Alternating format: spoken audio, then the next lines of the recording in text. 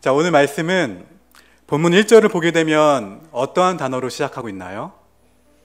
그때라는 단어로 시작합니다. 자, 여기서 말하는 그때라는 말은 언제일까요? 하나님의 사자가 아수르 18만 5천 명의 최강 군대를 하룻밤 만에 몰살시켜서 남유다가 승리한 그때입니다. 남유다는 아수르 18만 그 5천 명을 이긴 승리로 어떠한 분위기일까요? 축제 분위기겠죠. 그런데 그때 마치 저희가 한나의 찬양을 듣고 환호성을 지르고 기뻐할 때 어떠한 일이 생깁니까? 1절 말씀입니다. 그때 히스기야가 병들어 죽게 되매 아모스의 아들 선지자 이사야가 그에게 나와서 그에게 이르되 여호와의 말씀이 너는 그 집을 정리하라. 내가 죽고 살지 못하리라 하셨나이다.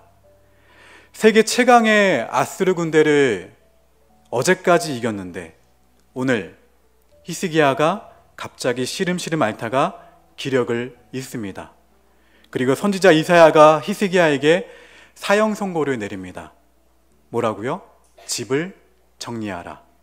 내가 죽고 살지 못하리라. 자, 이사야가 누굽니까? 예언하면 한 번도 틀린 적이 없는 선지자입니다. 아스루와의 전쟁 때에도 18만 5천 명이 죽는다는 것을 전해주었고 예수님의 탄생과 그 모습까지도 맞춘 이사야 선지자입니다. 한 번도 예언이 틀린 적이 없는 이사야가 히스기야가 죽는다는 말을 전한 것은 하나님이 그렇게 정하셨다는 말씀이죠. 이제 히스기야는 사형 선고를 받았습니다. 희망은 0%입니다. 여러분, 우리 삶에도 히스기야처럼 우리에게도 갑작스러운 선고가 내려질 때가 있습니다. 갑작스럽게 정리하라 라는 명령이 떨어질 때가 있습니다. 갑작스럽게 사랑하는 사람에게 이별 선고를 받을 때도 있고 행복했던 가정에 사랑하는 사람이 갑작스러운 사고와 질병으로 돌아가시는 상실의 선고를 받을 때도 있습니다. 인정받으며 승승장구하던 그때 중요한 시험에서 떨어져서 아무것도 할 수 없는 무기력의 선고를 받기도 합니다. 이럴 때는 앞이 캄캄하고 무엇을 해야 할지 모를 깊은 낭떠러지로 떨어지는 것 같은 느낌이 듭니다.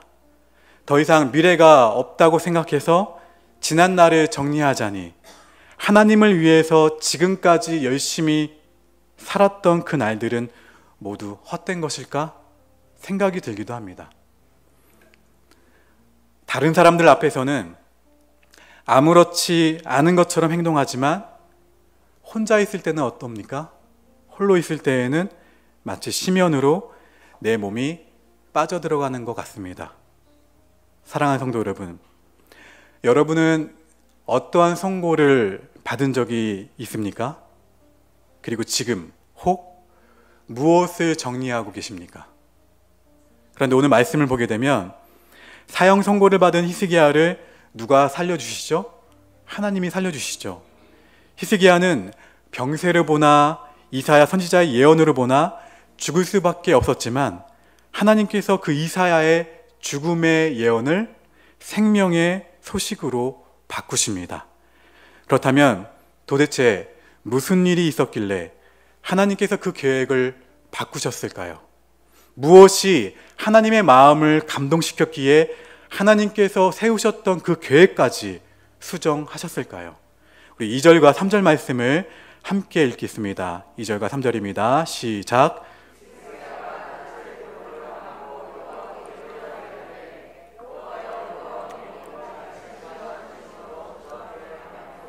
주께서 보시기에 선하게 행한 것을 기억하옵소서 하고 히스기야가 심히 통곡하더라. 아멘. 히스기야는 침상에서 일어나 자신의 낯을 벽으로 향합니다. 이전까지 히스기야의 시선은 아수르와의 승리에 향해 있었고 또한 히스기야의 시선은 자신의 병을 낫게 해줄 도와줄 의사에 향해 있었습니다.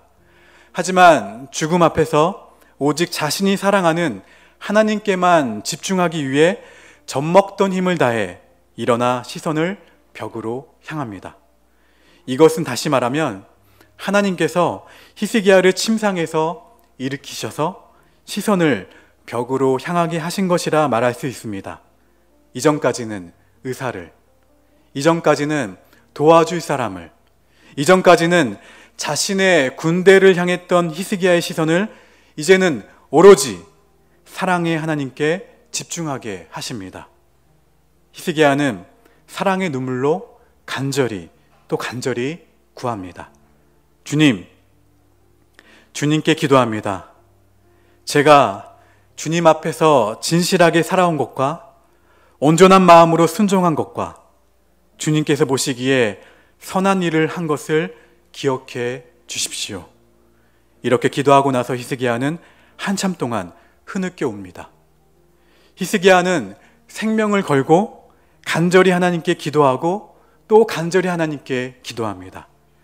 한 손에 쥐었던 왕으로서의 권위를 버리고 또 다른 손으로 쥐었던 아수르에게 거두었던 모든 승리의 전적을 놓아버리고 이제 이 한 손에는 하나님께 이때까지 진실과 전심으로 행했던 그 사랑을 가지고 또 다른 한 손에는요 간절한 눈물의 기도를 가지고 생명을 걸고 기도합니다. 사형 선고 이후에 히스기야처럼 성도 여러분, 하나님은 우리가 하나님께 집중하기를 원하고 계십니다. 이전에 내가 의지하던 모든 것들을 놓아버리고 오직 하나님만을 사랑하기를 원하고 계십니다. 죽음 앞에 서게 되면 히스기야처럼 모든 것을 내려놓게 됩니다. 그 앞에 무엇이 더 필요하겠습니까? 내가 가진 학벌과 이력, 내가 그동안 했던 봉사, 내가 누렸던 인기, 이것은 다 바람에 흩날리는 겨처럼 날아가 버립니다. 오로지 눈물의 기도 외에 무엇이 필요할까요? 이러한 생명을 건 기도 후에 하나님께서 히스기야에 대한 죽음의 선고를 거두십니다. 할렐루야. 4절 말씀을 보게 되면 이사야가 그가 사는 성읍 중간에 도착하기도 전에 부르시고 말씀하십니다. 그리고 5절과 6절 말씀을 보게 되면 함께 읽어볼까요? 시작.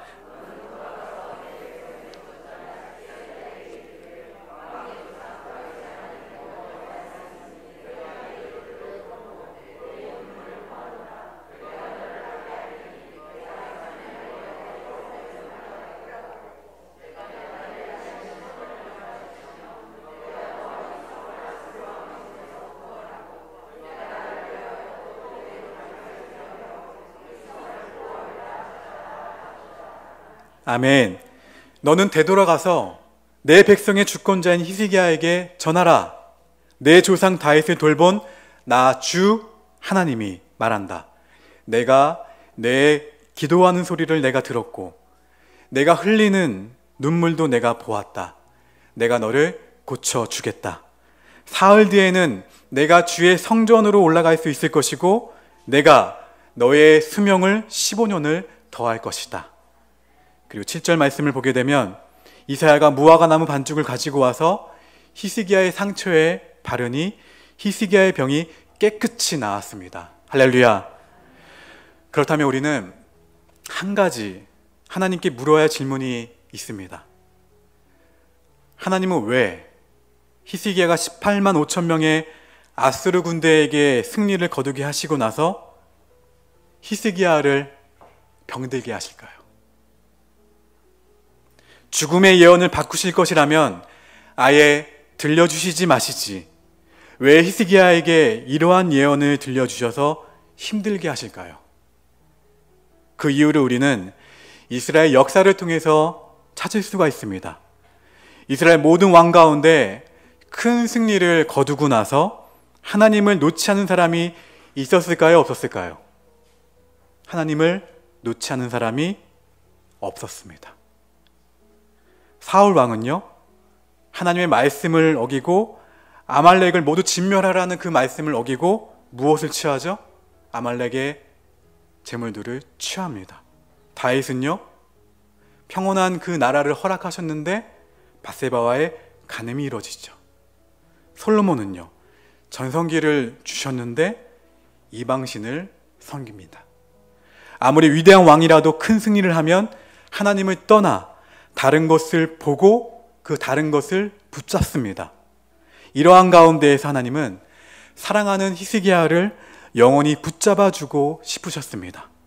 다른 왕들보다도 더 큰 승리를 거두어 교만하여 하나님을 놓기 전에 사실은 그를 데려가 죽음을 넘어서까지 영원히 붙잡아주고 싶으셨습니다. 사람이 볼 때 죽음은 가슴 아픈 일이죠. 그러나 이 죽음 앞에서 히스기야는 간절히 누구를 붙잡죠? 하나님을 붙잡습니다. 사랑하는 성도 여러분, 하나님을 놓으면 모든 것을 다 잃어버립니다.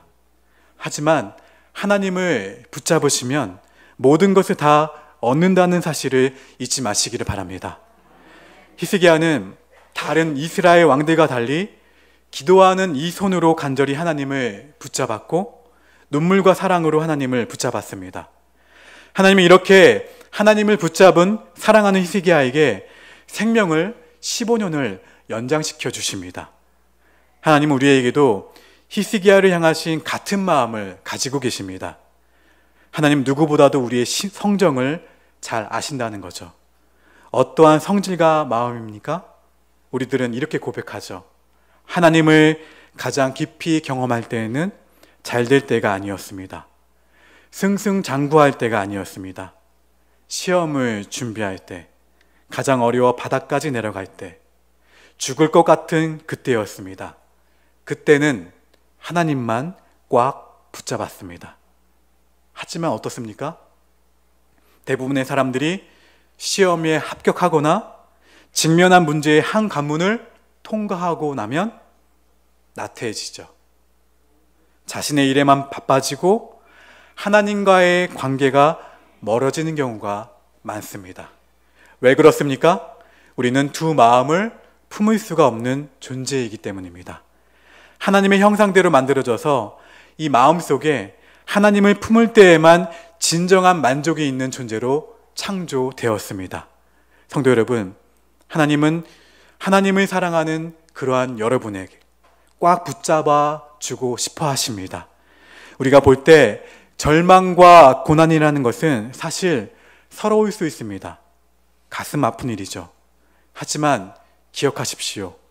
하나님을 잡으면 모든 것을 다 얻지만 하나님을 잃게 되면 모든 것을 다 잃어버리는 것입니다. 우리 하나님은 그래서 어떻게 해서든지 사랑하는 성도 여러분 한 분 한 분을 사랑으로 붙드시기를 간절히 원하십니다. 여러분, 사랑이란 무엇입니까? 사랑이란 영원한 생명을 주시는 하나님의 능력이 사랑인 줄 믿습니다.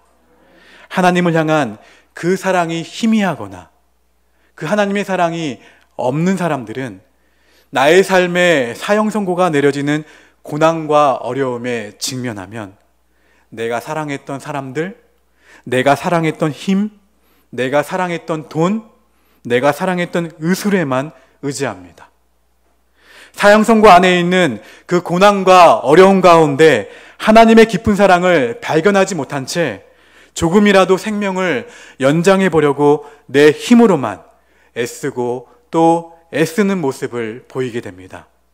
그러나 하나님의 사랑이 가득하고 하나님의 사랑이 충만한 사람은 사형 선고가 내려지면 고난과 어려움에 직면하게 되면 사실 맨 처음에는 실망하기도 합니다. 하지만 시간이 지나면 지날수록 하나님께서 나를 사랑의 관계로 초대하신다는 사실을 깨닫게 됩니다. 그 순간 바로 욕심의 자리, 하나님과 떨어져 있던 자리에서 박차고 일어나 하나님께만 집중합니다. 하나님과의 관계가 친밀해진다는 것이죠. 그리고 손에 쥐고 있던 모든 것을 다 내려놓고 오로지 하나님을 향해 사랑과 눈물로써 기도하게 됩니다. 그 하나님의 사랑을 가진 사람은 또 누구의 마음을 감동시키나요? 하나님의 마음을 감동시킵니다. 그때부터 하나님께서는 사형의 선고를 생명의 소식으로 바꾸신다는 사실을 경험할 수 있는 저와 여러분 모두가 되시기를 주의 이름으로 축원합니다. 성도 여러분, 오늘 설교 제목은 그때입니다. 그때 하나님을 더욱 사랑하시기를 바랍니다. 어제보다 오늘, 오늘보다 내일 더 하나님만을 사랑하시기를 바랍니다. 언제까지 하나님께서 우리를 붙잡으시고자 하시는 그 손길을 저버리고 하나님과의 사랑에서 멀리 떨어져 사시겠습니까? 세상에 집중된 그 시선을 단절하고 우리의 시선을 하나님께로 돌려서 하나님께 집중하고 더욱 하나님을 사랑하시기를 축원합니다.